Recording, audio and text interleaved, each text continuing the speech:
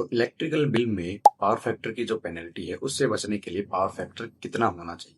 Electricity bill के अनुसार जो आइडल पीएफ है यानी पावर फैक्टर है वो 1 के जितना करीब होगा उतना ही अच्छा होता है, क्योंकि आपके सिस्टम की जो एफिशिएंसी है उसको बनाए रखने के लिए पावर फैक्टर 1 के नजदीक होना बहुत ही जरूरी है। पावर फैक्टर जितना 1 के नजदीक होगा आपके सिस्टम की जो एफिशिएंसी है वो उतनी ही बढ़िया होगी। भारत की बात करें तो यहाँ पे जो भी इलेक्ट्रिसिटी बोर्ड है सबके रूल जो है वो अलग अलग हो सकते हैं। आमतौर पे जो पावर फैक्टर होता है वो 0.90 से 0.95 से ऊपर ही रखा जाता है, तभी आपकी पेनल्टी जो है वो बच सकती है। अगर इससे नीचे आपका पावर फैक्टर जाता है तो आपके ऊपर एक भारी पेनल्टी डिस्कॉम द्वारा लगाई जा सकती है।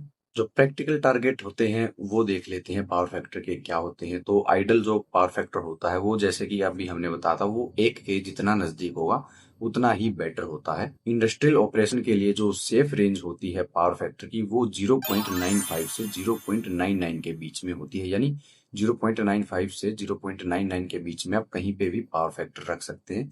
यहाँ पे आपको इतनी ज्यादा दिक्कत नहीं होने वाली। रिस्क जोन की बात करें तो अगर आपका पावर फैक्टर 0.90 से नीचे जाता है तो आपका जो इलेक्ट्रिसिटी बिल है उसमें पेनल्टी आने के चांस बहुत ही बढ़ जाते हैं। और खास तौर पे अगर आपका पावर फैक्टर 0.85 से नीचे चला गया तो आपको पेनल्टी लगनी ही लगनी है। तो इस पेनल्टी से बचने के लिए आप हमेशा पावर फैक्टर को सही लेवल में रखें, और अगर आपका पावर फैक्टर डाउन जाता है तो इसके लिए आप कैपेसिटर पैनल का यूज कर सकते हैं। तो यहाँ पे सिंपल सा रूल है, अगर आप अपने इलेक्ट्रिसिटी बिल में लो पावर फैक्टर की जो पेनल्टी है उससे बचना चाहते हैं तो आप अपने पावर फैक्टर को 0.95 से ऊपर ही बना के रखें। और एक्चुअल की बात करें कि वो कौन सी लिमिट है जिससे पावर फैक्टर नीचे जाने पे पेनल्टी लग सकती है, तो वो अलग अलग डिस्कॉम के अलग अलग रूल होने के कारण ये लिमिट भी अलग अलग होती है। तो इसके लिए आपको एक स्पेसिफिक डिस्कॉम के बारे में जानना है तो आपको उसके रूल एंड रेगुलेशन पढ़ने होंगे, और उसके बाद वहां से आपको पता चलेगा कि